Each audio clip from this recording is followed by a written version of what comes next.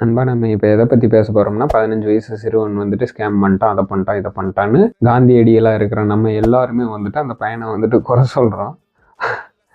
ஏன் அப்படி சொல்கிறேன் அப்படின்னா, பொதுமக்களான நம்ம எல்லாருமே வந்துட்டு குற்றவாளியாக இருக்கோம். சாரி, இதில் ஒரு சிலர் நல்ல மனசை இருப்பாங்க, அவங்களெல்லாம் விட்டுட்டு சொல்கிறேன். தயவு செஞ்சு அவங்கெல்லாம் தப்பாக புரிஞ்சுக்காதீங்க. நண்பா, சோசியல் மீடியாவில் பேசுகிற தர்ம கருத்தாவையும் சேர்த்து சொல்கிறேன். பேசுகிறவங்களுக்கு தெரியும் நான் எப்படிப்பட்ட உத்தமன். வாய்ப்பு கிடைக்காத வரைக்கும் தாங்க நம்ம எல்லாருமே நல்லவங்களா இருக்கோம். வாய்ப்பு கிடைச்சிச்சுன்னா நம்ம எல்லாருமே தப்பு செய்வோம். இதுதான் உண்மை, இதுதான் நேச்சுரல். இதுக்கு என்ன வழி அப்படின்னா, தயவு செஞ்சு ஒவ்வொருத்தரும், பொதுமக்களான நம்ம ஒவ்வொருத்தருமே வந்துட்டு நம்ம பண்ணுறது சரியான வழியா தப்பான வழியான்னு கொஞ்சம் யோசிச்சு பண்ணணும்னு நினைக்கிறேன்.